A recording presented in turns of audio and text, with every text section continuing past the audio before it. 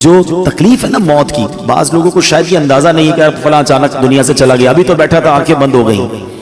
ہمیں نہیں پتا کہ موت کی تکلیف کیا ہے. روایتوں میں یہ مضبوط ملتا ہے کہ موت اس سے زیادہ سخت ہے کہ بندے پر اس کو کینچیوں سے کاٹا جائے. موت کا جو درد ہے، وہ جو سختی ہے، وہ اس سے زیادہ سخت ہے کہ اسے ہانڈیوں میں ابالا جائے. موت کی سختی بڑی خطرناک ہے. نصیب والے ہوتے ہیں کہ جن کی موت آسانی سے آ جائے، روح جو ہے وہ آسانی سے قبض کر لی جائے. نزا کا جو وقت ہے نا، سکرات کا جو عالم ہے، ہم اللہ سے دعا کرتے ہیں محبوب پاک علیہ الصلوۃ والسلام کے جلووں میں عافیت والی ہمیں موت نصیب فرمائے. حدیث پاک میں ہے جسے موت کی یاد خوف زدہ کرتی ہے، قبر اس کے لیے جنت کا باغ بن جائے گی.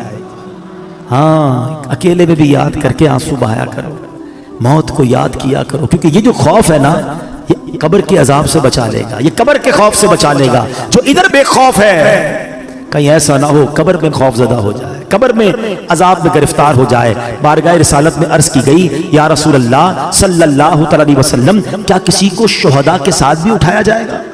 کیسا سوال ہے، شہید کا کیا مرتبہ؟ آقا نے فرمایا ہاں، اس کو جو دن رات میں 20 مرتبہ موت کو یاد کرتا ہو. یہ ترغیب ہے. ایسے نہیں دعوت اسلامی والے موت کی بات کرتے، تو حدیثوں میں ہے جو دن میں 20 بار موت کو یاد کرے، فرمایا اس کو شہیدوں کے ساتھ اٹھایا جائے. حضرت انس بن مالک رضی اللہ عنہ سے روایت ہے، سرکار دو عالم صلی اللہ علیہ وسلم نے فرمایا موت کو کثرت سے یاد کیا کرو، کیونکہ وہ گناہوں کو زائل کرتی ہے اور دنیا سے بے رغبتی پیدا کرتی ہے. حضرت سفیان ثوری فرماتے ہیں ہمیں ایک بزرگ نے یہ بات بتائی کہ حضور انور صلی اللہ علیہ وسلم نے ایک شخص کو وصیت کی کہ تم موت کو کثرت سے یاد کیا کرو، وہ تمہیں دوسرے غموں سے آزاد کر دے گی. اور غموں سے بچنا ہے نا تو موت کو یاد کیا کرو. حضرت دقاق رحمت اللہ تعالی فرماتے ہیں جو موت کو کثرت سے یاد کرتا ہے، 3 باتوں کے ذریعے اسے عزت دی جاتی ہے، رسپیکٹ پاتا ہے. غور سے سنو، فرمایا اسے توبہ کی جلد توفیق ملتی ہے. موت یاد ہوگی تو بندہ توبہ کرے گا نا کہ یار مر جاؤں گا، توبہ کر لوں. دوسرا، اسے قناعت کی دولت مل جاتی ہے، تھوڑے پیسوں میں بھی خوش رہتا ہے، زیادہ حل من مزید نہیں ہوتا کہ یار مرنا ہے اب اور کیا کروں گا، ورنہ یہ بھی آ جائے وہ بھی آ جائے، اس کا بھی چھین لوں اس کا بھی لوٹ لوں. وہ قناعت کی توفیق مل جاتی ہے کیونکہ موت یاد ہوتی ہے. تیسری بات فرمائی عبادت میں چستی نصیب ہوتی ہے. فرض پڑھ کر بھاگنے کا جی چاہ رہا ہے، یار آج سنتیں نہیں پڑھتا، یار موت آنے والی ہے سنتیں پڑھ لے گا. چلو یار اب تو چلوں، یار مرنا ہے نفل اور پڑھ لوں، مغرب ہے تو اوابین پڑھ لوں. تو یہ جو موت یاد ہوگی نا تو عبادت میں چستی نصیب ہوگی. تسبیح نکالے گا تو رکھنے کو جی نہیں چاہے گا، ایک اور پڑھ لیتا ہوں یار، اب کبھی بھی مر سکتا ہوں، یہ قبر میں کام آئے گا، قبر میں نور بن جائے گا. تو توبہ آسان، عبادت آسان اگر بندہ موت یاد رکھے. اور فرمایا کہ جو موت کو بھلا دیتا ہے وہ اپوزٹ اس کے 3 باتوں میں گرفتار کر دیا جاتا ہے. توبہ میں تاخیر کرتا ہے، یار بعد میں کر لوں گا، ابھی تو جوانی ہے، ابھی تو شادی بھی نہیں ہوئی ہے، ابھی کیا توبہ کروں، مزے کر لوں پھر اللہ اللہ کروں گا. کہ جوان مرتے نہیں، شادی سے پہلے مرتے ہوئے نہیں دیکھا اپنے لوگوں کو، کبھی بھی جا سکتے ہیں. پھر فرمایا بقدر ضرورت رزق پر راضی نہ ہونا، اور پیسے چاہیے اور پیسے چاہیے، کیونکہ موت تو بھول چکا ہے، حرام کماتا ہے، رشوت لیتا ہے، سود لیتا ہے، موت تو یاد ہی نہیں ہے. اور تیسرا فرمایا عبادت میں بھی سستی ہو جاتی ہے، بعد میں پڑھ لوں گا، اگلے جمعے سے نماز پڑھوں گا، رمضان سے نماز پڑھوں گا، اس سے پہلے مر گئے تو سوچئے موت کو یاد کرنا بہت سارے فائدے لاتا ہے. حضرت کعب الاحبار رحمت اللہ تعالی فرماتے ہیں جو موت کو پہچان لیتا ہے اس پر دنیا کے غم و مصائب آسان ہو جاتے ہیں. اے میرے پیارے اسلامی بھائیوں، امام حسن بصری رحمت اللہ تعالی نے فرماتے ہیں نبی پاک نے صحابہ کرام سے پوچھا کیا تم سب جنت میں داخل ہونا چاہتے ہو؟ یہی سوال میں آپ سے کر لوں، سارے کہیں گے نا کہ ہم جنت میں جانا چاہتے ہیں. صحابہ نے کہا حضور جی ہاں یا رسول اللہ صلی اللہ علیہ وسلم. تو اللہ کے حبیب نے فرمایا اپنی امیدوں کو مختصر کرو، موت کو آنکھوں کے سامنے رکھو اور اللہ پاک سے حیا کا حق ادا کرو. اللہ کرے کہ یہ باتیں ہمیں یاد رہیں، ہم اپنی موت کی تیاری کی کوشش کرتے رہیں اور تیار رہیں. میں ایک مشورہ دیتا ہوں، ہم میں سے کسی کے پاس گارنٹی ہے کہ وہ 1 سال زندہ رہے گا؟ 1 مہینہ، اچھا 1 دن، آج صبح تک کوئی زندہ رہے گا اس کی ہاتھ اٹھا دے. آگاہ اپنی موت سے کوئی بشر نہیں، سامان 100 برس کا ہے. पल की खबर नहीं। इसका मतलब हमें पता ही नहीं कब मर जाए। आज भी मर सकते हैं ना, तैयारी कब करोगे? तैयार रहना पड़ेगा। यानी मैं रोजाना ऐसे जीऊं कि आज मर जाऊं फिर भी अल्लाह राजी होगा, कब्र जन्नत का बाग बने, ऐसी लाइफ गुजारनी है। तो ऐसी लाइफ गुजारने के लिए हमें अपने शेड्यूल को, अपने लाइफ स्टाइल को बदलना पड़ेगा ना। अब वैसे भी कराची के हालात हमारे सामने हैं, हमारे सामने आए दिन कोई हादसा होता है, खबर आती है, वीडियो आती है कि नौजवान दुनिया से चला गया। अल्लाह हमारी हिफाजत फरमाए, हमारी जान, माल, इज्जत, आबरू, आल और औलाद सबकी हिफाजत फरमाए। लेकिन डाकुओं से बच गए, चोरों से बच गए, मरना फिर भी है। हाँ, मौत से नहीं बच सकते। तैयारी कर लो ना। तो आओ मिलकर आखिरत की तैयारी करते हैं। यकीन करें, दावत इस्लामी से बहुत सारी वजूहात की वजह से प्यार है, मगर एक प्यार की वजह यह भी है कि यार ये कमाल का माहौल है, हमें पकड़ पकड़ कर आखिरत की याद दिलाता है। हम गाफिल हो जाते हैं, कभी राइट हो जाते हैं, कभी लेफ्ट हो जाते हैं, ये फिर हमें ट्रैक पे लाता है कि किधर जा रहे हो। जन्नत का रास्ता तो ये है, अल्लाह की रिजा का रास्ता ये है, ईमान सलामत लेकर कब्र में जाने वाला रास्ता ये। पकड़ लो इस माहौल को, छोड़ा ना करो। ये इस्लाम में नजर आते हैं कुछ लोग आगे पीछे हो जाते हैं, या ये फिर आएंगे, फिर दर्स देंगे, फिर मस्जिद में ले जाएंगे। किधर ले जा रहे हैं तुम्हें? तुम्हारे रब के पास ले जा रहे हैं। अगर ये कहते हैं मदनी काफिलों में चलो, तो क्या काफिले में जाकर आप हमारे अमीर काफिलों को 5-5 हजार का लिफाफा देते हो? उसका क्या फायदा है? वो इसलिए बुलाता है कि 3 दिन आओ, अल्लाह के घर में रह के रब को राजी कर लो, कब्र की तैयारी कर लो, कब्र रोशन कर लो, इनका शुक्रिया अदा किया करो, इनसे भागा ना करो। ये तुमसे मोहब्बत करते हैं, ये तुम्हें बुलाते इसलिए हैं कि आओ हम मिलकर अपनी आखिरत रोशन कर लें। दुनिया तो गुजर ही जानी है, 50, 60, 70 साल खत्म होने वाली। यार हम में से कईयों के बाल सफेद हो गए, कितना जिएंगे यार? अब तो मरने वाले हैं, पता नहीं कब दुनिया से चले जाएंगे। तो उधर की तैयारी कर लो, उधर मार ना पड़े, उधर कुछ भी नहीं कर सकेंगे अगर सांप और बिच्छू कब्र में आ गए। अरे आज तो एक कीड़ा इधर आ जाए, हमारी चीख निकल जाती है। अभी लाइटें बंद हो जाए तो हम घबराना शुरू कर देंगे। कब्र में क्या होगा अगर अल्लाह नाराज हो गया? अब बस आज पक्की तौबा, बस अब गुनाह नहीं करते। हिम्मत करो। हाँ, मुझे सब पता है, मुझे किसी को बताने की जरूरत नहीं, और आपको भी किसी को बताने की जरूरत नहीं। आपको सब पता है कौन झूठ बोल रहा है, कौन हराम देख रहा है, कौन हराम कमा रहा है, कौन माँ बाप को सता रहा है, कौन माअल्लाह अपने दोस्तों के साथ बैठकर नशा कर रहा है। सबको पता है। हमें ना भी पता हो ना तो अल्लाह को तो पता है ना। किसी को ना भी बताओ, रब तो देख रहा है ना। बस आज उसी रब से दिल ही दिल में कह दो ना, अल्लाह माफ कर, अल्लाह माफ कर, अब नहीं करूंगा, अल्लाह तुझे नाराज नहीं करूंगा। हो गए गुनाह, कर ली खताएं, कमजोर हूं ना, ले गया शैतान गुनाहों के अड्डे पर। अब माफी दे दे, तुझसे माफी मांगते मौला, हमें माफ कर दे, हमें इस्तिकामत भी तू दे दे, हमें अपने पसंदीदा बंदों में शामिल कर ले, हमें शैतान के मुकाबले में ताकत दे दे। हम हिम्मत तो कर रहे हैं, अल्लाह ताकत तूने देनी है, मदद तूने करनी है। बस आज ये अपने दिल में नियत कर लो, अपने रब से खुद ही वादे कर लो। वो बड़ा करीम है, वो बड़ा रहीम है, वो निगाह भी फरमाएगा, वो मदद भी फरमाएगा, और वो हमें अच्छा भी कर देगा। रब करीम से दुआ करता हूँ कि अल्लाह नेकों के सदके हमें नेक बना दे, अच्छों के सदके हमें अच्छा बना दे, हमारी गुनाहों वाली आदतें रब अपने करम से दूर कर दे। हम सब चाहते हैं ना कि हजरत इज़राइल मलकुल मौत आसानी से रूह कब्ज करें। वैसे सच्ची बात पता है क्या है कि जब उनकी याद में जिंदगी गुजरती है ना, इश्क रसूल में जिंदगी गुजरती है, आका की सुन्नतों पर अमल करके नबी पाक की रजा वाली जिंदगी गुजरती है ना, तो क्या खूबसूरत शायर बात लिखते हैं कि जब तेरी याद में दुनिया से गया है कोई, अल्लाह करे कि आका की याद में बस नबी पाक के तसव्वुर में जाएं, मदीना पाक में आका के जलवों में दुनिया से जाएं, फिर क्या होगा?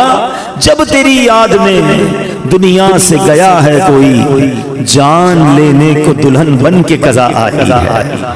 हाँ, फिर उसकी जान बड़ी आसानी से निकलती है, वो तो नबी पाक के जलवों में गुम होता है ना। तो अल्लाह करे कि मौत के वक्त आका का जलवा नसीब हो जाए। लेकिन काम क्या करना है उसके लिए? कसरत से दुरूद पाक, चलते फिरते उठते बैठते। नहीं पढ़ते लोग दुरूद, फजूल बातों के लिए घंटों पड़े हैं। दुरूद पाक जबान पर बहुत थोड़ा आता है। आज ही चेक कर लो ना, अपने आप को चेक कर ले, आज पूरे दिन में कितनी बार दुरूद पढ़ा है। टाइम निकाला करो, तस्बीह जेब में रखा करो। कहते ना दुरूद पाक और जिक्र इलाही करने के बहाने ढूंढा करो। जहां मौका मिला तस्बीह निकाली शुरू हो गए। तस्बीह ना भी हो तो पढ़ सकते हैं, लेकिन तस्बीह याद दिलाती है, इसलिए मैं कह रहा हूं। अल्लाह करे कि मेरी भी आदत बन जाए, आपकी भी आदत हो जाए, और हम बस कसरत से अल्लाह और उसके हबीब का जिक्र करते रहें, फजूल बातों से बचते रहें, اور ہماری زبان اس مبارک ذکر میں تر ہو جائے. بڑی پیاری التجا امیر اہل سنت کی ہے, مل کے آقا علیہ الصلوۃ والسلام کی بارگاہ میں عرض کرتے ہیں, ذکر و درود ہر گھڑی ورد زباں رہے, ورد زباں رہے, میری فضول گوئی کی عادت نکال دو, میری فضول گوئی کی عادت نکال دو. آئیے مل کر محبت کے ساتھ بآواز بلند درود پاک پڑھ لیں, صلو علی الحبیب. آج جس موضوع پر میں نے کچھ مدنی پھول پیش کرنے ہیں, یوں سمجھیے اس کا آغاز تو درود پاک کی اس فضیلت سے ہی ہو چکا کہ جو سکرات کا وقت ہے, جو موت کی سختیاں ہیں, کیا ہم اسے یاد رکھتے ہیں؟ ایک ایسی حقیقت ہے کہ جسے ہم بھول جاتے ہیں. زندگی میں ایسے زندگی گزار رہے ہوتے ہیں کہ جیسے مرنا ہی نہیں ہے. تو آج اسی حقیقت پر کچھ مدنی پھول پیش کروں گا. اللہ کرے کہ فکر آخرت اور آخری جو سفر ہے اس کی تیاری کا ہمارا ذہن بن جائے. حجت الاسلام امام محمد بن محمد غزالی علیہ رحمت اللہ الوالی لکھتے ہیں, بنی اسرائیل میں ایک بڑا مغرور شخص تھا, ایک بند کمرے میں تھا. بڑے لوگ ہوتے ہیں نا, ان کے کمروں میں ہر کسی کو آنے کی اجازت نہیں ہوتی, گارڈز, آگے سیکرٹری, اجازت کے بغیر کوئی نہیں آ سکتا. اور ان کو اس بات پر بعض اوقات بڑا غرور بھی ہوتا ہے, فخر ہوتا ہے کہ میری ٹیریٹری میں کوئی پیر نہیں رکھ سکتا. اچانک کمرے میں ایک شخص داخل ہوا. اس مغرور شخص نے زور سے چلا کر کہا, کون ہو, کیسے آ گئے میرے کمرے میں بغیر اجازت, تمہیں پتہ نہیں میں کون ہوں؟ میں اس واقعے کا خلاصہ عرض کر رہا ہوں. تمہیں اجازت کس نے دی میرے کمرے میں آنے کی؟ تو کہتا ہے کہ مجھے اس گھر کے مالک نے اجازت دی ہے, اور میں وہ ہوں جسے کوئی روک نہیں سکتا. مجھے بادشاہوں سے بھی اجازت لینے کی ضرورت پڑتی نہیں, مجھے کسی کا دبدبہ ڈرا نہیں سکتا, اور نہ ہی مجھ سے کوئی بچ سکتا ہے. اب جب یہ باتیں سنی نا اس مغرور شخص نے, جس کا سٹائل ہی الگ ہوتا تھا, جو بڑے چلا کر بڑے غصے میں لوگوں سے باتیں کرتا تھا, اب اس کا جو غصہ ہے وہ نیچے آ گیا. اب ہے کون یہ تو بتائیں, کہیں آپ ملک الموت تو نہیں؟ اللہ اکبر. اب حضرت ملک الموت نے کہا, ہاں میں ملک الموت ہوں, مجھے کوئی دروازہ نہیں روک سکتا, مجھے کوئی گارڈ, مجھے کوئی کر و فر کہیں بھی جانے سے نہیں روک سکتا. اب وہ کہتا ہے کہ حضور تھوڑی سی مہلت مل سکتی ہے, اگر آپ میری روح قبض کرنے آئے ہیں تو کچھ دن کچھ گھنٹے تو دیجئے نا, مجھے تو پتہ ہی نہیں ہے, مجھے کچھ توبہ کرنی ہے, کچھ نیکیاں کرنی ہے, کچھ نیک اعمال کرنے ہیں. اب ملک الموت نے فرمایا کہ تمہاری سانسیں پوری ہو چکی ہیں, اب تمہارا وقت اینڈ ہو چکا ہے. تو کہا اچھا پھر یہ تو بتائیں, اگر میری روح قبض کریں گے تو مجھے لے کر کہاں جائیں گے؟ تو ملک الموت نے فرمایا, اس مقام پر جہاں تو نے اپنے اعمال بھیجے ہوئے ہیں, جس طرح کے اعمال کیے ادھر لے کے جاؤں گا. کہ حضور میں نے تو نیکیاں نہیں کی, کوئی اچھا گھر بھی تیار نہیں کیا ہے. ملک الموت نے فرمایا کہ پھر تمہیں بھڑکتی آگ کی طرف لے کر جائیں گے, جو تیرا گوشت نوچ لے گی. یہ کہہ کر ملک الموت نے اس کی روح قبض کر لی, وہ مردہ ہو کر گر پڑا, گھر میں کوہرام مچ گیا, رونا دھونا مچ گیا. اس واقعے کے جو راوی ہیں حضرت یزید رکاشی رحمت اللہ تعالی فرماتے ہیں, اگر ان سوگواروں کو اس کے برے انجام کا پتہ چل جاتا تو اس سے زیادہ رونا دھونا مچاتے. اب میرے پیارے اسلام میں سوچئے, یہ ہمارے ساتھ بھی تو ہونا ہے نا, کبھی دفتر میں بیٹھے ہوں گے, کبھی گھر میں لیٹے ہوں گے, پتہ نہیں کبھی کہاں ہوں گے, اور اچانک ملک الموت آ جائیں گے اور ہماری روح قبض کر لی جائے گی. کوئی چانس نہیں ملے گا. جس کو مرنا ہو کیا وہ ایسے جیتا ہے جیسے ہم جی رہے ہیں؟ وہ شاعر لکھتے ہیں نا, جب اس بزم سے اٹھ گئے دوست اکثر اور اٹھتے چلے جا رہے ہیں برابر. ذرا غور تو کیجئے نا, آپ کے رشتہ داروں میں سے کتنے لوگ چلے گئے, آپ کے پڑوسیوں میں سے کتنے لوگ چلے گئے, ارے آپ کی عمر کے دوستوں میں سے کتنے لوگ چلے گئے. بلکہ میں تو ان لوگوں کو بھی جانتا ہوں کہ جن کی عمر مجھ سے کم تھی, وہ بھی دنیا سے چلے گئے. دھڑا دھڑ لوگ جا رہے ہیں. جب اس مذہب سے اٹھ گئے دوست اکثر اور اٹھتے چلے جا رہے ہیں برابر, یہ ہر وقت پیش نظر جب ہے منظر, یہاں پر تیرا دل بہلتا ہے کیوں کر, جگہ جی لگانے کی دنیا نہیں ہے, یہ عبرت کی جا ہے تماشا نہیں.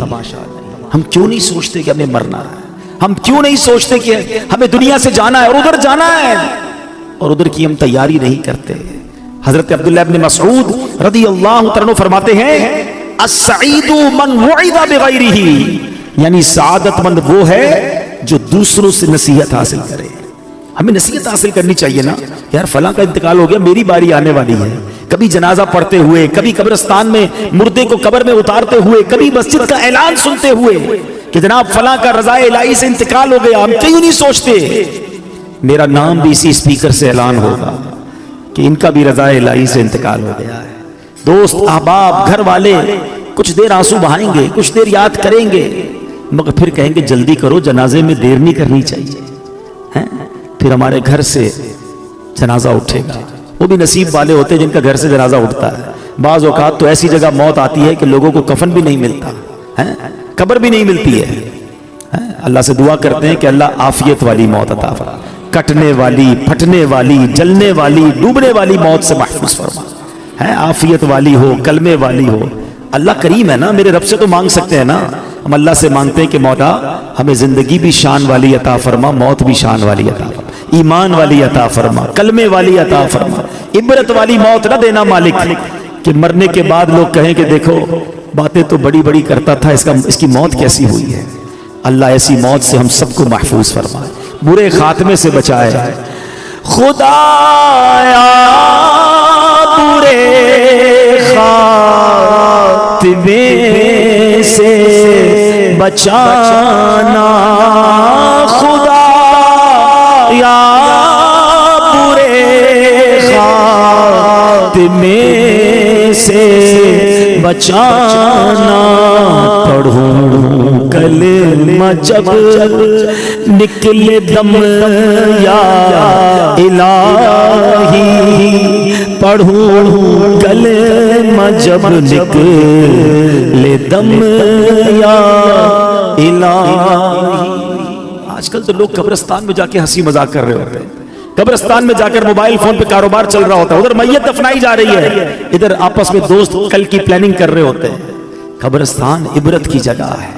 قبرستان میں ہنسنے والوں کا کیا حال ہوتا ہے, آؤ میں آپ کو ایک واقعہ سناتا ہوں. خواجہ خواجگان خواجہ غریب نواز, خواجہ معین الدین چشتی اجمیری, خواجہ غریب نواز نے ایک واقعہ سنایا کہ ایک مرتبہ میں اور شیخ اوحد کرمانی رحمت اللہ تعالی علیہ سفر پر تھے. ہماری ملاقات ایک بوڑھے میاں سے ہوئی. وہ بزرگ تھے اور یاد الہی میں انتہائی مشغول تھے. کہتے میں نے ایسا بندہ یاد الہی میں مشغول پہلے نہیں دیکھا تھا. میں نے ان سے سلام کیا, ہاتھ ملایا تو معلوم ہوا کہ ان کے ہاتھ پر تو گوشت ہی نہیں ہے, اتنا کمزور, اتنے دبلے پتلے تھے. تو خواجہ صاحب کہتے ہیں کہ میرے دل میں خیال آیا کہ یہ اتنے کمزور کیوں ہیں. اس سے پہلے کہ میں سوال کرتا وہ روشن ضمیر تھے, میرا سوال جان لیا. کہتے ہیں کہ میں ایک دن اپنے دوست کے ساتھ قبرستان گیا, تھوڑی دیر ہم قبر کے پاس بیٹھ گئے, آپس میں باتیں ہونے لگی جیسے دوستوں میں باتیں ہوتی ہیں. کہتے اتفاقاً ایسی بات ہوئی کہ مجھ سے کہا لگ گیا, زور سے ہنس پڑا. اسی وقت قبر سے آواز آئی, اے غافل جس کو ایسا مقام درپیش ہو اسے ہنسی سے کیا کام. کہتے جو ہی میں نے وہ آواز سنی میں اٹھ کھڑا ہوا. جو دوست میرے ساتھ تھا میں نے اسے الوداع کہا, مسجد میں آ گیا, بیٹھ گیا. مجھ پر ہیبت طاری ہو گئی, قبر سے آواز آئی تھی نا. کہتے میں قبرستان میں ہنسا, مجھ پر ایسی غفلت آ گئی کہ میں قبر کے پاس جا کر ہنسنے لگا. کہتے مجھے اتنی شرمندگی محسوس ہوئی. وہ دن ہے اور آج کا دن ہے, 40 سال ہو گئے میں نے شرم کے مارے آسمان کی طرف منہ نہیں کیا ہے.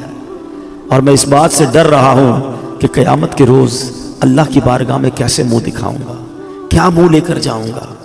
ایک صحابی رسول آئے, عرض کرتے ہیں حضور مجھے آخرت اور موت سے محبت نہیں, گھبراہٹ ہوتی ہے, اس کا ذکر کرنے میں مجھے مزہ نہیں آتا, دل نہیں لگتا آخرت کی بات کرنے میں. شاید ہم سارے ایسے ہی ہیں, جب بھی موت اور قبر کی بات کرو گھبراہٹ شروع ہو جاتی ہے. کیا شاندار جواب دیا نبی پاک نے. حدیث پاک کا خلاصہ پیش کر رہا ہوں. فرمایا بندے کا دل ادھر لگتا ہے جدھر اس کا مال ہو. تم اپنا مال آگے بھیج دو, تمہارا دل بھی آخرت میں لگنا شروع ہو جائے گا. میں اس کو ایگزامپل کے ذریعے سمجھاتا ہوں. ہم کراچی میں رہتے ہیں, ٹھیک ہے, ایک بندے نے اپنے پیسے بھجوا دیے لاہور, وہاں دکان لے لی, فیکٹری لگا لی, گھر لگا لیا. اب زیادہ دل کہاں لگے گا؟ لاہور. جب دیکھو لاہور جائے گا, کیوں؟ پیسے ادھر ہیں, انویسٹمنٹ ادھر ہے. لوگوں نے پیسے دبئی میں لگائے ہوئے ہیں, دبئی جاتے رہتے ہیں کیونکہ مال ادھر ہے, دل بھی ادھر ہے, واپس بھی نہیں آتے. کیا شاندار جواب دیا, عقل مندوں کے لیے کمال جواب ہے یہ.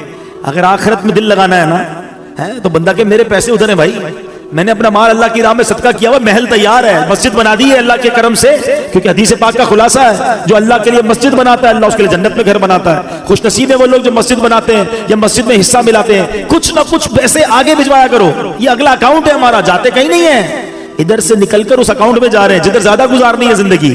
تو آقا نے کیا خوب بات فرمائی کہ اگر آخرت میں دل لگانا ہے نا تو اپنا مال ادھر بھیج دے, کیونکہ بندے کا دل مال کے ساتھ ہوتا ہے. جب مال ادھر ہوگا تیرا دل بھی ادھر ہی لگ جائے گا. تو یہ موت کی تیاری کا ایک طریقہ ہے. اچھے اعمال کرے اور آگے اپنے اعمال بھیجے, نیکیاں بھیجے, تو انشاءاللہ اس کی تیاری اچھی ہو جائے گی. اللہ کریم قرآن مجید فرقان حمید میں فرماتا ہے وَاتَّقُوا يَوْمًا تُرْجَعُونَ فِيهِ إِلَى اللَّهِ, اور ڈرو اس دن سے جس میں اللہ کی طرف پھرو گے. ایک قول کے مطابق اس آیت کریمہ کا معنی یہ ہے, اے ایمان والو ڈرو اس دن سے جب تم اس دنیا کو چھوڑ کر سفر آخرت پر روانہ ہو جاؤ گے. اے میرے پیارے اسلامی بھائیوں, اللہ کریم قرآن مجید میں فرماتا ہے وَلَا تَنْسَ نَصِيبَكَ مِنَ الدُّنْيَا, اور دنیا میں اپنا حصہ نہ بھول. اب کون سا حصہ ہے ہمارا دنیا میں؟ سنے اس آیت کی تفسیر میں علماء نے فرمایا اس سے مراد کفن ہے. یعنی دنیا میں ہمارا حصہ کتنا ہے؟ بس کفن لے کر جانا ہے اور کچھ لے کر نہیں جانا ہے. اور اتنی تیاری ہے دنیا سجانے کی, چھوٹا گھر بڑا ہو جائے, بڑا گھر اور بڑا ہو جائے, چھوٹا کاروبار بڑا ہو جائے.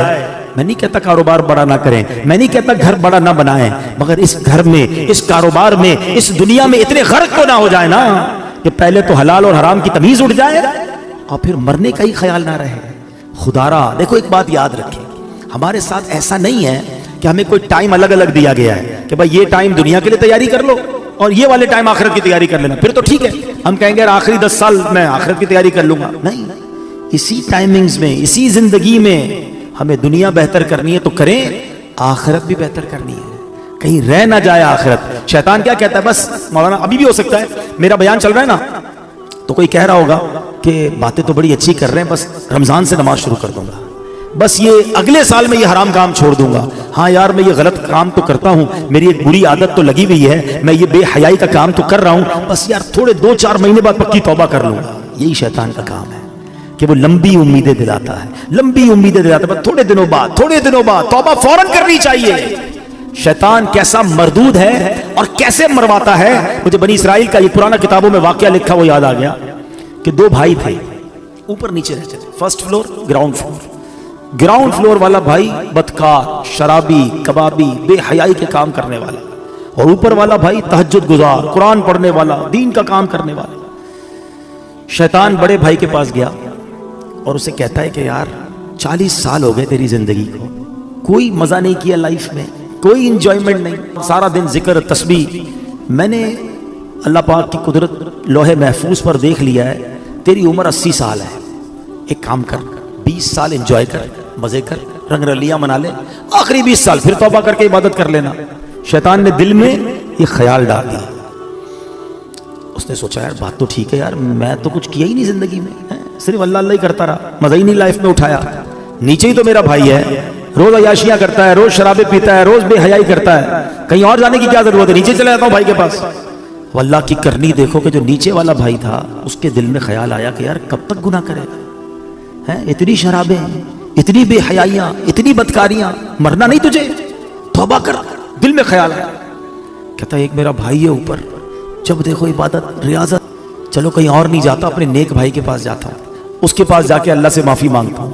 اللہ کی کرنی دیکھیں, یہ گناہگار اپنے کمرے سے نکلتا ہے اوپر جانے کے لیے, اور وہ نیک اپنے کمرے سے نکلتا ہے نیچے آنے کے لیے. جب وہ سیڑھی پہ آتا ہے نا اوپر والا, اس کا پیر پھسلتا ہے, لڑکتا ہوا نیچے والے بھائی پہ گرتا ہے, دونوں بھائی نیچے گرتے ہیں, دونوں کا انتقال ہو جاتا ہے.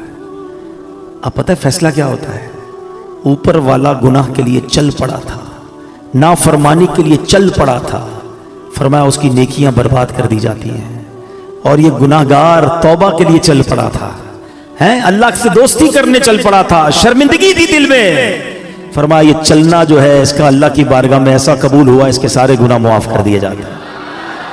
हाय हाय हाय, ये है मेरे रब की रहमत।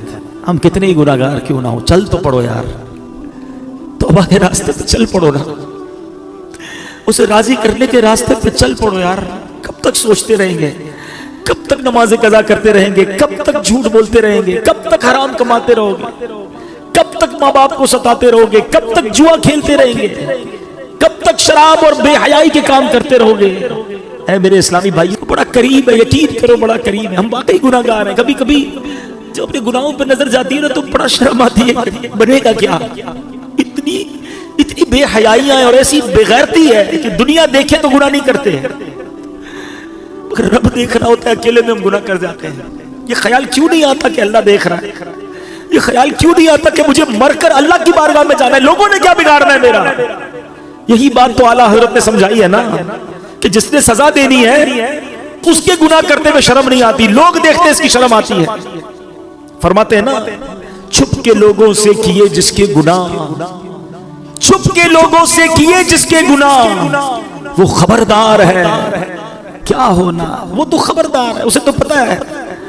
मगर दिलासा पता है दिल को क्या मिलता है कि वो रब रहीम है, वो रहमान है, वो माफ करने वाला है। बस हम आ जाए उसकी तरफ, इंतजार न करो। शैतान कहता है बड़ा रहम वाला मौला है, तौबा कर लेंगे बाद में। यही शैतान का वार है तुम पर कि वो नहीं करने देता तौबा। आज कर लो, अभी कर लो। आज तो वैसे भी जुमेरात की रात है, आज तो वैसे ही मांगने की रात है। और जब इज्तिमाए मुस्लिमीन होना, इसकी बरकतें होती हैं। हमें क्या पता यहाँ अल्लाह का कौन सा वली बैठा है। आज दुआ होगी, किसकी आमीन का हाथ उठेगा और किसके साथ हमारी भी तौबा कबूल हो जाएगी। तो बस अब प्यारे इस्लाम भाई चल पड़ो, बस अब हिम्मत कर जाओ। बहुत हो गई गुनाह, बड़ी हो गई नाफरमानियां, उसे राजी करना है और तौबा कर लो। और उसकी तौबा इतनी कमाल की, उसकी बारगाह में रहमत इतनी बड़ी है कि तौबा करने वाले से वो बड़ा खुश होता है, सारे पिछले गुनाह मुआफ कर देता है। हदीस पाक में है, अत्ताइबु मिनज़्ज़म्बि कमल्ला ज़म्बला, गुनाहों से तौबा करने वाला ऐसा है जैसा उसने गुनाह किया ही नहीं। तो फिर क्यों ना तौबा करें, फिर क्यों ना अल्लाह की तरफ रुजू ले आए। अब मैं यहाँ आखिर में, अपने बयान के आखिर में यहाँ ये भी बताता चलूं कि जो ये वसवसा आता है ना कि यार मौत को याद करना क्यों जरूरी है। आओ मैं आपको प्यारे आका अलैहिस्सलाम की हदीस भी सुनाता हूं और उसके बाद फिर मैं मौत को याद करने के कुछ फजाइल बताता हूं। अल्लाह के हबीब अलैहिस्सलाम जब लोगों को मौत से गाफिल देखते तो दरवाजे पर तशरीफ लाते, दरवाजे को 3 मरतबा हिलाते और फरमाते, ऐ लोगों, ऐ मुसलमानों, तुम्हारे पास यकीनी मौत आएगी और वो अपने साथ वो कुछ लाएगी जो उससे लाना हो। खबरदार, हर कोशिश करने वाले के लिए एक इंतहा है और हर कोशिश करने वाले की इंतहा मौत है। बस कोई पहले जाता है, कोई बाद में। हजरत इब्ने साबित रहमतुल्लाहि तआला अलैह फरमाते हैं, एक मर्तबा बारगाह रिसालत में सल्लल्लाहु अलैहि वसल्लम में एक बंदे का जिक्र हुआ। सहाबा ने उसकी बड़ी तारीफ की। इस पर प्यारे आका रसूल हाशमी सल्लल्लाहु अलैहि वसल्लम ने फरमाया, वो मौत को कैसे याद करता है। एक बंदे की तारीफ की गई, आपने अगेन क्वेश्चन किया, ये तो बताओ वो मौत को कैसे याद करता है। अर्ज की गई, हुजूर उसे कभी मौत का जिक्र करते हुए सुना नहीं गया। तो आका अलैहिस्सलाम ने फरमाया, फिर वो ऐसा नहीं है जैसा तुम कह रहे हो। यानी बंदा अच्छा वो है जो मौत को याद करता है। ऐ मेरे प्यारे इस्लामी भाई, कब्रिस्तान इबरत की जगह है, मजाक मस्ती और दुनियावी बातें करने की जगह नहीं है। आपको पता है कि सैयदना उस्मान गनी रदी अल्लाह तआला अशराए मुबश्शरा में से हैं, ज़ुन्नूरैन हैं और 2 बार नबी पाक से जन्नत खरीदी है। ऐसी अजीम हस्ती हैं।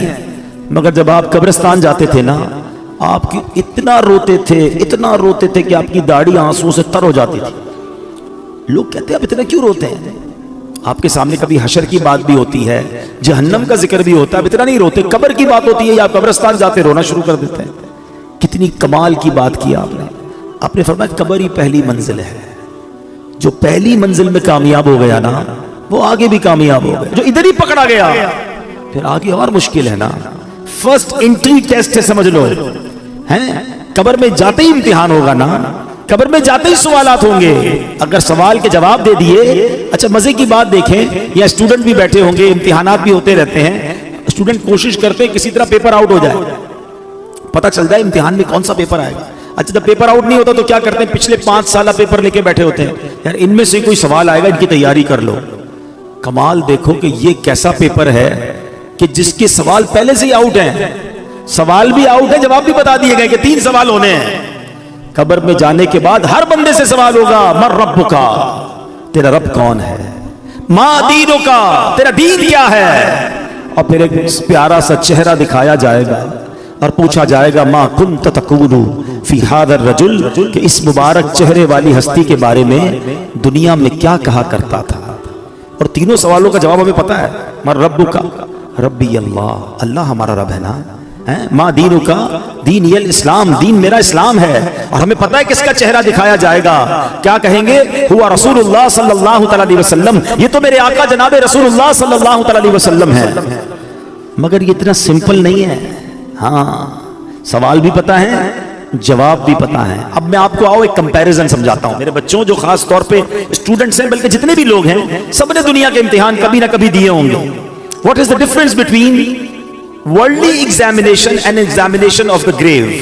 دنیا کے امتحان اور قبر کے امتحان کا میں فرق آپ کو سمجھاتا ہوں. دنیا کا امتحان جب بھی ہوگا ڈیٹ پہلے سے پتا ہوگا. ایسا ہی ہے نا، 2 مہینے باقی ہیں، 3 مہینے باقی ہیں، فلاں تاریخ کو میتھس کا پیپر ہوگا، پھر اردو کا ہوگا، پھر سائنس کا ہوگا، جو بھی پیپر ہے، پیپر کے ٹاپکس بھی پتا ہے، ڈیٹس بھی پتا ہے. ٹھیک ہے، جیسے جیسے امتحان قریب آئے گا ہم تیاری بڑھاتے جاتے ہیں. کل صبح پیپر ہے، رات نیند نہیں آتی. ایسا ہی ہے. سیکنڈ، دنیا کا پیپر جب بھی دے دے، آپ پیپر دیتے ہیں، رزلٹ کچھ دنوں بعد یا کچھ مہینوں بعد آتا ہے. ٹھیک ہے. تیسری بات، پیپر میں فیل ہو گئے، ایک چانس ملتا ہے. کیا کہتے ہیں اس کو؟ سپلیمنٹری پیپر یا ضمنی امتحان ہے، کہ چلو یار فیل ہو گئے، دوبارہ دے دو. اچھا اس میں بھی فیل ہو گئے، پھر کیا ہوگا؟ میکسیمم کیا ہو جائے گا؟ 1 سال اور پڑھنا پڑے گا نا. 8ویں کا امتحان دیا، پاس نہیں ہوئے، چلو بھائی 8ویں دوبارہ پڑھ لو، 9ویں دوبارہ پڑھ لو. یہ 4 باتیں یاد رکھیے گا. ڈیٹ پہلے سے پتا ہے، ٹھیک ہے، تاکہ تیاری کر لیں. سیکنڈ، امتحان کے بعد رزلٹ کافی دنوں بعد آتا ہے، اور ایک آدھا پیپر، ایک آدھا سوال رہ گیا تو سپلیمنٹری کا موقع ہے. چوتھا، اگر فیل ہی ہو گئے تو پھر کیا ہوگا؟ آپ کو 1 سال پڑھنا پڑے گا. ایک 5واں بھی مسئلہ ہے جو آج کل زیادہ ہے، کہ دنیا کے امتحان میں تھوڑے پیسے دے کر، تھوڑی رشوت دے کر، معاذ اللہ، یہ چیٹنگ کر کے بھی لوگ پاس ہو جاتے ہیں. ایسا ہی ہے. یہ 5 باتیں یاد رکھنا. اب مجھے سچ بتاؤ، اس امتحان کی ٹینشن کتنی ہوتی ہے؟ جس کو دیکھو، ہر بچہ امتحان کے دنوں میں ہم بھی جاتے ہیں نا بیان کرنے، مسجد کے امام صاحب کے پاس بھی پرچی آ رہی ہوتی ہے، بچوں کے امتحان ہو رہے، دعا کر دے. ہر بچہ مل رہا ہوتا ہے، نوجوان مل رہا ہوتا ہے، حضرت پیپر دیے، دعا کر دے. ٹینشن ایسا ہی ہے نا. اب بتاؤ تمہیں اس امتحان کی اتنی ٹینشن ہے. اچھا جتنے لوگ بیٹھے نا سارے پیپر دیتے بھی نہیں. کوئی کہے بھائی مجھے ٹینشن ہی نہیں لینی، میں نے پڑھنا ہی نہیں ہے، میں نے کوئی امتحان ہی نہیں دینا، تو آپ امتحان سے بچ جاؤ گے. میں جس امتحان کی بات کر رہا ہوں اس سے بچ کوئی نہیں سکے گا. اسکول گیا یا نہیں گیا، کالج گیا یا نہیں گیا، مدرسے گیا یا نہیں گیا، اسے یہ امتحان دینا ہی پڑے گا، کمپلسری ہے. دوسری بات، ڈیٹ تو پتہ ہی نہیں ہے، ہو سکتا ہے 10 سال بعد ہونا ہو، اور ہو سکتا ہے آج رات ہی ہونا ہو. یہ بھی تو ہو سکتا ہے نا کہ میں اور آپ میں سے کوئی ایسا بھی یہاں بیٹھا ہو جس نے گھر نہیں جانا اٹھ کر. ہو سکتا ہے یہی موت آ جائے اور آج رات اس کی قبر میں گزرے اور آج رات ہی امتحان دینا پڑے. مجھے سچ بتاؤ، جس امتحان کی ڈیٹ تمہیں 4 مہینے پہلے ملتی ہے، تم ٹیوشن لیتے ہو، تم جناب گیسٹ پیپر لیتے ہو، اس کی تیاری میں لگ جاتے ہو. میں جس امتحان کی بات کر رہا ہوں اس کا تو پتہ ہی نہیں کب ہو جائے. تو عقل مند کون ہے؟ تیاری کر کے رکھے ہیں، ہمیشہ پریپیئر رہے کہ جب امتحانوں میں جواب دے دوں گا. اب آؤ دوسری بات، دنیا کے امتحان میں پیپر دینے کے کئی دنوں بعد رزلٹ آتا ہے. قبر کے امتحان میں فوری رزلٹ آئے گا. ادھر صحیح جواب دیے، ادھر جنت کی کھڑکی کھول دی جائے گی. پتہ ہے فرشتے کیا کہیں گے مرنے والے کو؟ جو صحیح جواب دے گا نا، نم کنومت العروس، سو جا کہ جیسے دلہن سوتی ہے. اسے قبر ایسے دبائے گی، قبر ہر کسی کو دبائے گی، یاد رکھیے گا. کسی کو تو ایسے دبائے گی جس سے رب ناراض ہوا، پسلیاں ایک دوسرے میں پیوست ہو جائیں گی، ٹوٹ جائیں گی پسلیاں. مگر کسی کو ایسے دبائے گی جیسے ماں دباتی ہے اپنے بچے کو، پیار سے. اور جس نے غلط جواب دیا، جو جواب نہ دے سکا، انتظار نہیں ہوگا، اسی وقت قبر میں جہنم کی کھڑکی کھلے گی، آگ برسا دی جائے گی اور قبر اسے تہس نہس کر دے گی. تیسری بات، کوئی سپلیمنٹری نہیں ہے. ارے فرشتوں سنو سنو، غلطی ہو گئی، ایک جواب غلط ہو گیا، رکو رکو دوبارہ جواب دینا ہے. نہیں، only one chance. ٹھیک ہے. اچھا ادھر کانسیکوینسز کیا تھے؟ ادھر نقصان کیا تھا کہ ایک بار فیل بھی ہو گیا تو کیا مسئلہ, 1 سال پڑھنا ہے نا. ادھر فیل ہو گئے تو اب قیامت تک مار پڑنی ہے. اب تو رب ناراض ہو گیا نا, اب تو سانپ ہیں, بچھو ہیں. کیوں نہ روئیں عثمان غنی رضی اللہ تعالیٰ عنہ, خدا کی قسم اس سے مشکل امتحان کوئی اور نہیں ہے. مگر عقل تو دیکھو ہماری کہ دنیا کے امتحان, دنیا کے انٹرویو, دنیا کی آڈٹ رپورٹ, دنیا کا ٹیکس رپورٹ, ارے کوئی ہم سے رپورٹ مانگے گھبراہٹ شروع ہو جاتی ہے. ایک رپورٹ قبر میں جا کر دینی ہے, ایک ٹیسٹ دینا ہے, کیسے جواب دو گے؟ اب آتا ہوں ایک اور بات کی طرف. آپ کہیں اپنے تو جواب یاد کرا دیے, اب تو ہم دے دیں گے. نہیں, یہ ایسا نہیں ہے کہ جس کو جواب یاد ہے وہ جواب دے دے گا, پھر تو سب کو یاد ہے نا. اس دن جس سے رب راضی ہوگا, جو ایمان سلامت لے کر قبر میں جائے گا, وہ تو انشاءاللہ جواب دے دے گا. اور عاشق رسول تو سبحان اللہ, عاشق رسول تو موت کا انتظار کرتا ہے. اس کو پتا ہے کہ آقا کا قبر میں دیدار ہونا ہے. اعلیٰ حضرت فرماتے نا, جان دے دو وعدہ دیدار پر. ارے جان دو گے تو دیدار ہوگا نا. جان دے دو وعدہ دیدار پر, نقد اپنا دام ہو ہی جائے گا. ہاں, عاشق رسول کو گھبراہٹ نہیں ہوتی. گھبراہٹ اسے ہو جس کی قبر میں کیڑے پڑنے ہیں. نمازیں پڑھی ہیں, سنتوں پر عمل کیا ہے, درود پاک پڑھا ہے, حرام روزی سے بچا ہے, حرام دیکھنے سے بچتا ہے, قرآن پاک کی تلاوت کرتا ہے, اللہ کی رضا والے کام کرتا ہے, ماں باپ کا ادب کرتا ہے. انشاءاللہ اس کی قبر تو نور اللہ نور ہونی ہے. اس کو تو دنیا سے زیادہ راحت قبر میں ملے گی. جنت کی کھڑکی کھل جائے گی, جنت کی نعمتیں نصیب ہو جائیں گی. عاشق رسول کی تو کہتے ہیں نا, اس کی ترجمانی شاعر کرتے ہیں کہ وہ تو جب آقا قبر میں آئیں گے نا, تو جب پوچھیں گے فرشتے کہ یہ کون ہے, تو کیا کہیں گے؟ میرا دین و ایمان فرشتے جو پوچھیں تمہاری جانب, اشارہ کروں میں تمہاری جانب, اشارہ کروں. ہم تو آقا کا انتظار, جو عاشق رسول ہے نا, وہ تو فرشتوں سے کہے گا, فرشتوں سے کہے گا ایسی جلدی بھی نہ کرو, میں تو آقا کے دیدار تو کرنے دو. ایسی جلدی بھی کیا, آج کی رات ہے, قبر میں سرکار تشریف لائیں تو میں قدموں میں گروں, گر فرشتے بھی اٹھائیں تو میں ان سے یوں کہوں کہ اب تو پائے ناز سے میں اے فرشتوں کی اٹھوں, مر کے پہنچا ہوں یہاں اس دل ربا کے واسطے. عاشق رسول کے بارے نعرے ہوں گے, مگر صرف نعرے لگانے والا نہیں ہے, صرف نیازی نہیں نمازی بھی ہو, صرف نعرے لگانے والا نہیں سنتوں پر عمل کرنے والا بھی ہو, حرام چیزوں سے بچنے والا ہو. اور جس سے رب ناراض ہو گیا نا, ہاں یقین کریں, ہمیں اندازہ ہی نہیں کہ ایمان سلامت لے کر جانا یہ کتنی بڑی چیز ہے. بڑے بڑے بزرگان دین رویا کرتے تھے, تڑپا کرتے تھے, گھبراتے تھے. شیخ احمد سیوستانی رحمت اللہ تعالی علیہ موت اور قبر و آخرت سے متعلق بہت فکر مند رہتے تھے. جب بھی ان کے سامنے موت کا ذکر ہوتا, قبر کی بات ہوتی, گھبرا جاتے, ہیبت طاری ہو جاتی, بدن کانپنے لگتا, اتنا روتے کہ ان کو دیکھ کر لوگ رونے لگ جاتے. اور پھر فرماتے, اے عزیزوں, جسے موت آنی ہے, جس کے پیچھے ملک الموت ہیں, جس نے قیامت جیسا ہولناک دن دیکھنا ہے, اس سے نیند اور ہنسی سے کیا واسطہ؟ ایسا آدمی فضولیات میں کیسے مشغول ہو سکتا ہے؟ پھر فرماتے, اے عزیزوں, قبروں میں لیٹے ہوئے مردے چونٹیوں اور سانپوں کی گرفت میں ہیں, مٹی کے قید خانے میں بند ہیں. اگر تمہیں ان کا حال معلوم ہو جائے تو کھڑے کھڑے نمک کی طرح پگھل جاؤ. اے عزیزوں, جا کر موت کی تیاری میں لگ جاؤ, وہ دن ہم سب کو پیش آنے والا ہے. شاید ہم اپنا ایمان سلامت لے کر جانے میں کامیاب ہو جائیں. اب حضور خواجہ غریب نواز نے یہ واقعہ سنایا اور خود خواجہ غریب نواز رونے لگے. فرمایا, اس ذات کی قسم جس کے قبضے میں میری جان ہے, اس دن سے لے کر آج تک مجھ پر موت اور قبر کی ہیبت طاری ہے, اور میں اندر ہی اندر گھلتا جا رہا. یہ کون کہہ رہا ہے؟ خواجہ خواجہ, وہ ہستی جن کے ہاتھوں پر 90 لاکھ غیر مسلم مسلمان ہوئے ہیں. وہ کہتے ہیں میں اندر گھل رہا ہوں موت کی فکر سے, قبر کی فکر سے. ہم نے دین کا کوئی کام کیا نہیں, ہم نے گناہوں کے انبار لگائے ہوئے ہیں, مگر ہماری ہنسی ختم نہیں ہوتی ہے, ہماری غفلتیں ختم نہیں ہوتی. دوستوں کے ساتھ بیٹھے تو غیبتوں کے انبار, اکیلے میں گھر میں بیٹھے تو حرام دیکھتے ہیں, کاروبار پر جائیں تو حرام کماتے ہیں. جھوٹ, غیبت, نہ جانے کون سا گناہ ہے جو ہم سے نہیں ہو رہا, اور کوئی فکر ہی نہیں کہ ایمان سلامت ہوگا کہ نہیں. قبر میں ہوگا کیا میرا؟ ہے میرے پیارے اسلامی بھائیو، اس وقت مہنگائی کا دور ہے، اچانک مہنگائی بڑھ گئی ہے، لوگ پریشان ہیں، گھر کیسے چلاؤں گا، خرچہ کیسے پورا کروں گا، کتنی ٹینشن میں، جدھر بیٹھو ایک ہی ٹینشن ہے. میں نہیں کہتا ٹینشن نہیں ہے، واقعی ٹینشن ہے سب کو، اللہ ہمارے وطن پر خیر فرمائے. لیکن ذرا غور کرو، کبھی ایسا ہوا کہ دوستوں میں بیٹھ کر یہ ٹینشن ہو کہ یار مرنے کے بعد کیا ہوگا، ایمان سلامت رہے گا کہ نہیں، قبر روشن ہوگی کہ نہیں، اللہ راضی ہوگا کہ نہیں، قیامت کے دن مجھے رب کی عرش کا سایہ ملے گا کہ نہیں، اعمال نامے کھل گئے تو میری بے عزتی کیسی ہوگی، میں ذلیل کیسا ہو جاؤں گا. یار کوئی طریقہ تو بتاؤ، اللہ کو راضی کیسے کروں، کوئی طریقہ تو بتاؤ میری بخشش ہو جائے. Nobody talk about it. کوئی بات ہی نہیں کرتا، کسی کو لگتا ہے فکر ہی نہیں ہے.